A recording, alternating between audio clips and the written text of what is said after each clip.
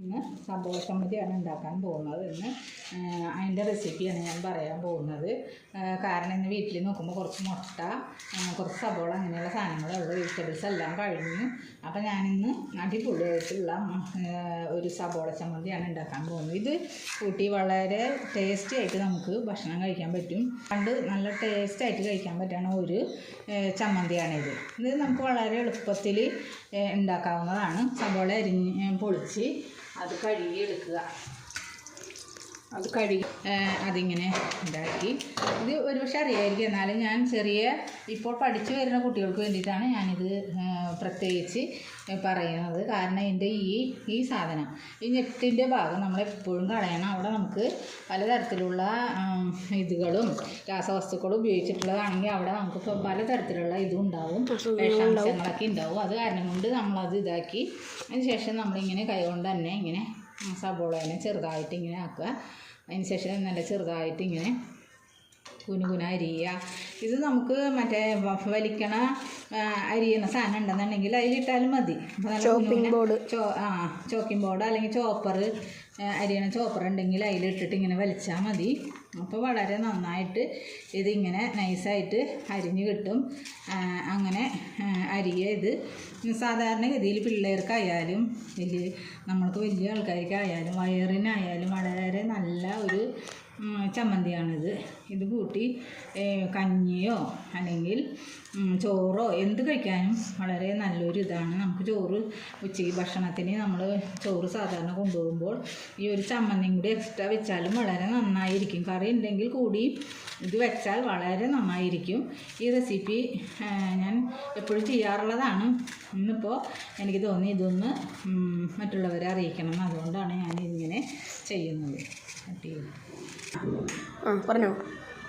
അപ്പോൾ ഗൈസ് നമ്മൾ ഞാൻ ഈ ചമ്മന്തി ഉണ്ടാക്കുന്ന റെസിപ്പി ഞാൻ ഗ്യാസ് വെച്ചു. അതിൻ്റെ ചീനിച്ചട്ടികൾ വയ്ക്കുകയാണ്. ചീനിച്ചട്ടി വെച്ചു. ഇനി ചൂടാകുമ്പോൾ നമ്മൾ കടുക് ഇടണം. പാനിലേക്ക് ചീനിച്ചട്ടിയിലേക്ക് നമ്മൾ എണ്ണ ഒഴിക്കാനാണ് പോകുന്നത്. ആവശ്യത്തിന് കുറച്ച് അതിന് പറ്റാവുന്ന രീതിക്കുള്ള അധികം കണ്ടമാനമല്ലാതുള്ള രീതിക്കുള്ള വെളിച്ചെണ്ണ നമ്മൾ ഒഴിച്ചു കൊടുക്കണം. അതിന് ശേഷം അതൊന്ന് ഇതായി കഴിയുമ്പോൾ കടുകിടണം. വെളിച്ചെണ്ണ ഒന്ന് ഇതായി വന്നു കഴിഞ്ഞാൽ ഉടനെ നമ്മൾ അതിൽ കുറച്ച് കടുക് നമ്മൾ കടുകിട്ടാൽ മതി. ആവശ്യത്തിനുള്ള കടുക് ഇട്ടു.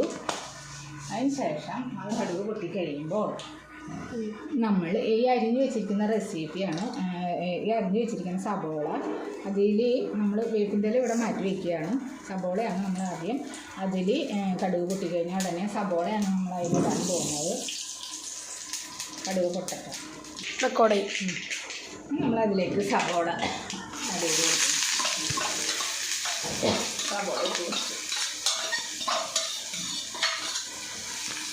സബോള നമ്മൾ വഴറ്റിയാണ് അതിലേക്ക്.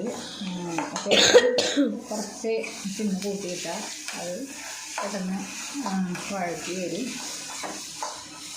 അതിനോടൊപ്പം തന്നെ നമ്മൾ ആ ചമ്മന്തിയിലേക്ക് ആവശ്യമായ ഉപ്പും കൂടി അതിലേക്ക് ഇട്ട് കൊടുക്കണം. ആവശ്യത്തിനുള്ള ഉപ്പ് ഉപ്പിട്ടാൽ മതി. അല്ലെങ്കിൽ നമുക്ക് കൂടുതലായാലും അതിൻ്റെ ടേസ്റ്റ് പോവും. അത്യാവശ്യം ഉപ്പിട്ടതിന് ശേഷം വീണ്ടും അത് വഴറ്റി കൊടുക്കുക.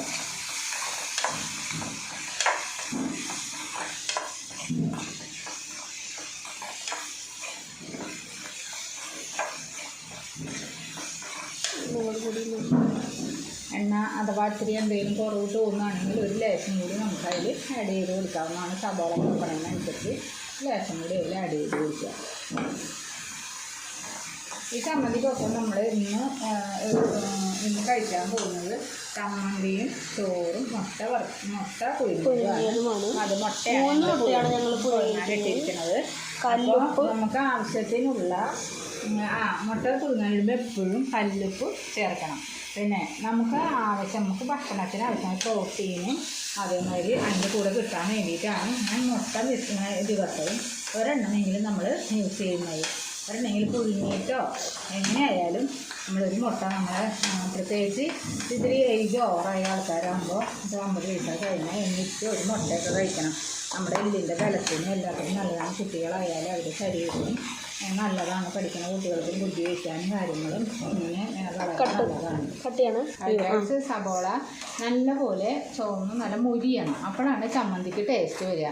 അല്ലാന്നുണ്ടെങ്കിൽ ചമ്മന്തി രസം ഉണ്ടാവില്ല. വാടുമ്പോൾ തന്നെ അതിൻ്റെ ഈ മറ്റുള്ള ഇൻഗ്രീഡിയൻസ് ഇടരുത് ഒരു കാരണവശാലും. സബോള നല്ല മൂത്ത് വരുമ്പോൾ ആ ചമ്മന്തിക്ക് ഒരു പ്രത്യേക ടേസ്റ്റാണ്. പിന്നെ നമ്മൾ ഒരിക്കലും പുളി ആഡ് ചെയ്യണില്ല. കാരണം എന്താണെന്ന് വെച്ചിട്ടുണ്ടെങ്കിൽ പുളി ആഡ് ചെയ്ത് ഈ അലർജി സംബന്ധമായ അസുഖമുള്ളവർക്ക് പുളി ചിലർക്ക് പറ്റില്ല. അപ്പം നമ്മൾ പുളി ആഡ് ചെയ്യണില്ല. പുളിയില്ലാത്ത നല്ലൊരു മൊരിഞ്ഞൊരു റെസിപ്പി ചമ്മന്തിയാണ് നമ്മൾ ഉണ്ടാക്കാൻ പോകുന്നത്. അതിലേക്ക് നമ്മൾ ഇപ്പോൾ ഇത് മൊരിഞ്ഞ് വരുന്നുണ്ട്. അപ്പോൾ നമ്മളിതാ ഒരു കതിരി നല്ല വേപ്പിൻ്റെ ഇല എടുത്തു. അതിങ്ങനെ എടുത്തിട്ട് ഇത് കൈകൊണ്ട് തന്നെ ഇങ്ങനെ കീറി നല്ല ചെറുതായിട്ട് അരിയുണ്ട് ഇങ്ങനെ ഒന്ന് ഇതാക്കിയിട്ട് അതിലിടുക. അപ്പോൾ അതും കൂടി അതിൽ അങ്ങോട്ട് മൊരിഞ്ഞു അല്ലേ.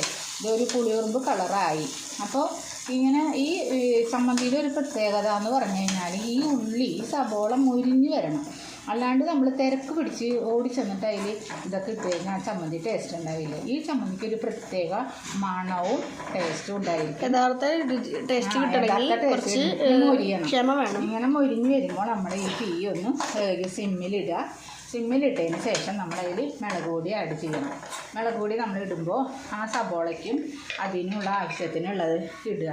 അതിടുമ്പോൾ നമ്മളൊരു ടേബിൾ ടീസ്പൂണ് എരിവ് അധികം വേണ്ടവര് കുറച്ച് കൂടുതലിടാം. അതിനനുസരിച്ച് നിങ്ങൾക്ക് എത്ര വേണമെങ്കിലും ചെയ്യാവുന്നതാണ്. ഞാനിപ്പോൾ ഞങ്ങൾക്ക് ഇത്തിരി എരിവ് കൂടുതൽ ആവശ്യമുള്ളതുകൊണ്ട് ചോറിന് ഇടുക. അതുകൊണ്ട് ഞാൻ ഇത്തിരി എരിവ് അധികം ഇട്ടു.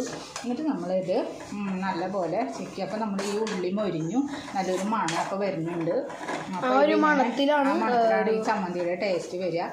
ഉള്ളി മൊരിഞ്ഞ് കിടക്കണുണ്ട. ഉള്ളി മൊരിഞ്ഞിട്ട് നല്ല പൊരിഞ്ഞു വന്നു. നമ്മൾ ഈ സാധനങ്ങളൊക്കെ പൊരിച്ച് കോരണമാതിരി അങ്ങനെ ഒരു പൊരിച്ചിൽ വന്നു കഴിഞ്ഞാൽ ഈ ഉള്ളി നമുക്ക് ചോറിലിട്ട് തിന്നാനും കടിക്കാനും നല്ലൊരു മണോ ഇതൊക്കെയാണ്. ഇതിൽ ആവശ്യമുള്ളവർക്ക് പുളിയും ആഡ് ചെയ്യുക ഈ സമയത്ത്. പക്ഷെ ഞങ്ങൾക്ക് ഇഷ്ടം പുളിയില്ലാത്തതാണ്. അതുകൊണ്ടാണ്. പിന്നെ അലർജി സംബന്ധമായ അസുഖമുള്ളവർ പുളി അധികം ചേർക്കണ്ട. നിങ്ങൾക്ക് വേണമെങ്കിൽ മാത്രം പുളി ആഡ് ചെയ്യുന്നതാണ്. പിന്നെ ഞങ്ങളുടെ മുട്ടയും ഏതാ വെന്ത് കഴിഞ്ഞു.